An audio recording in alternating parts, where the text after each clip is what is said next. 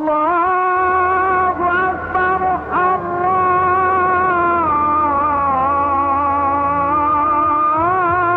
Akbar.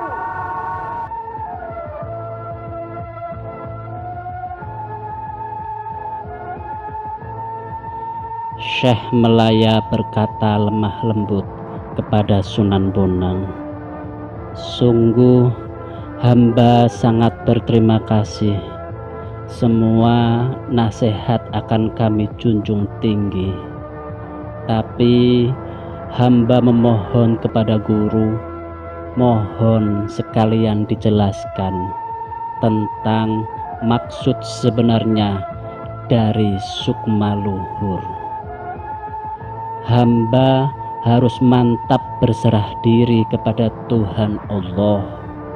Bagaimanakah caranya melaksanakan dengan sebenar-benarnya? Hamba mohon penjelasan yang sejelas-jelasnya. Kalau hanya sekedar ucapan semata, hamba pun mampu mengucapkannya. Hamba takut kalau menemui kesalahan dalam berserah diri, karena menjadikan hamba ibarat asap belaka, tanpa guna menjalankan semua yang kukerjakan." Sunan Bonang menjawab dengan lembut, "Syekh Melaya, benar ucapanmu. Pada saat bertapa kau bertemu denganku. Yang dimaksud berserah diri ialah selalu ingat perilaku atau pekerjaan. Seperti ketika awal mula diciptakan, bukankah itu sama halnya seperti asap? Itu tadi seperti hidayat wening, petunjuk yang jernih, serupa dengan iman hidayat. Apakah itu nampak dengan sebenarnya? Namun ketahuilah itu semua tidak dapat diduga sebelum dan sesudahnya. Sekalipun kau gunakan indera mata dan sesudahnya. Namun ketahuilah itu semua tidak dapat diduga sebelum dan sesudahnya. Sekalipun kau gunakan indera mata kepala.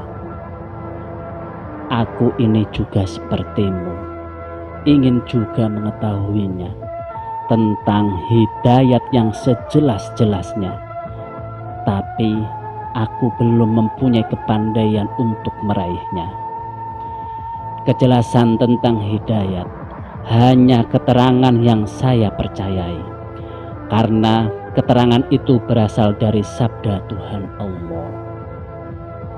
Berkata Kanjeng Sunan Kalijogo, "Bapak guru yang bijaksana, hamba mohon dijelaskan apakah maksudnya ada nama tanpa sifat, ada sifat tanpa nama. Hamba mohon petunjuk, tinggal itu yang hamba tanyakan terakhir kali ini saja." Sunan Bonang berkata lemah lembut, "Kalau kamu ingin keterangan yang jelas tuntas, matikanlah dirimu sendiri. Belajarlah kamu tentang mati selagi kau masih hidup. Bersepi dirilah kamu ke hutan rimba, tapi jangan sampai ketahuan manusia." Sudah habis segala penjelasan yang disampaikan, Kanjeng Sunan Bonang segera meninggalkan tempat dari hadapan Sunan Kalijogo. Timur laut arah langkah yang dituju. Kira-kira baru beberapa langkah berlalu, Syekh Melaya ikut meninggalkan tempat itu, masuk hutan belantara.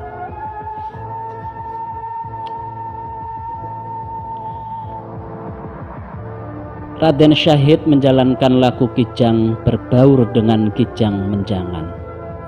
Segala gerak laku kijang ditirunya, kecuali bila ingin tidur. Ia mengikuti cara terbalik. tidak seperti tidurnya Kijang. Kalau pergi mencari makan, mengikuti seperti caranya anak Kijang.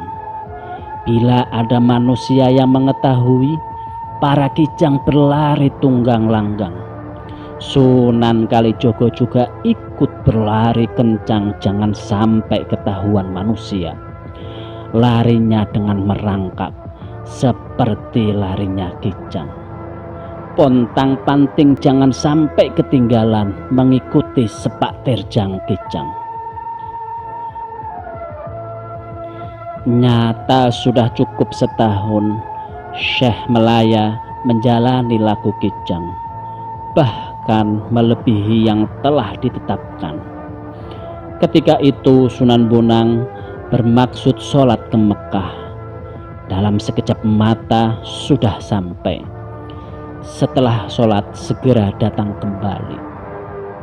Sunan Bonang menuju hutan untuk memberitahu Syekh Melaya bahwa laku Kijangnya selesai.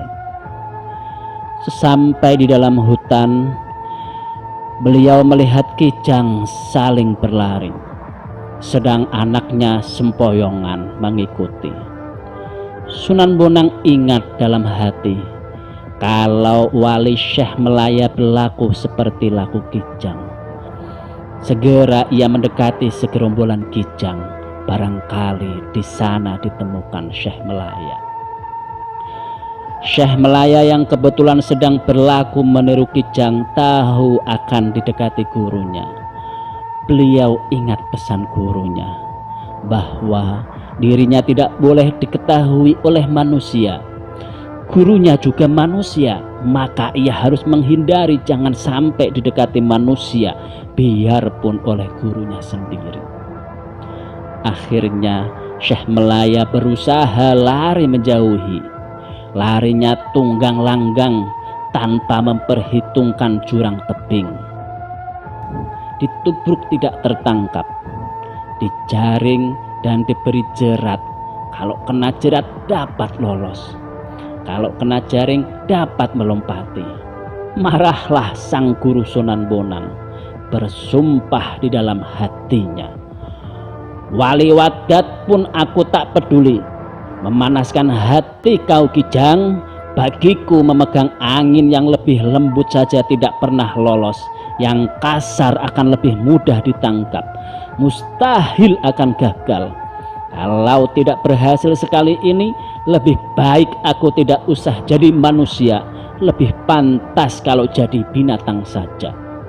Sunan Bonang bergerak dengan penuh amarah. Beliau berusaha menciptakan nasi 3 kepal atau 3 genggam. Dalam sekejap tangannya telah siap 3 genggam. Segera ia mundur ancang-ancang, siap mengejar Syekh Melaya untuk melemparnya. Sunan Bonang segera menerobos ke dalam hutan yang lebih lebat dan sulit dilewati.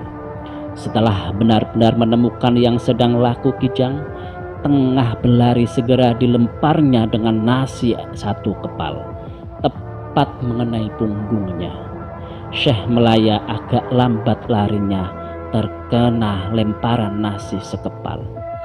Lalu lemparan yang kedua mengenai lambungnya, jatuh terduduk Syekh Melaya.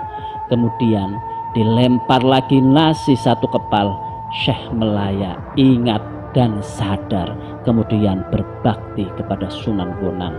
Syekh Melaya berlutut menciumi kaki Sunan Bonang. Berkata sang guru Sunan Bonang, "Anakku, ketahuilah olehmu, bila kau ingin mendapatkan kepandaian yang bersifat hidayatullah, naiklah haji menuju Mekah dengan hati tulus, suci dan ikhlas. Ambillah air Zam-Zam ke Mekah.